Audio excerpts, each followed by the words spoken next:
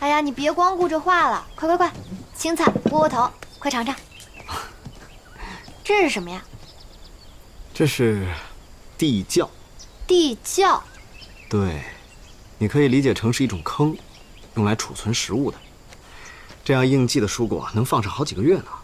哦，你的意思是说，这些蔬菜能在地窖里从秋天放到来年的春天？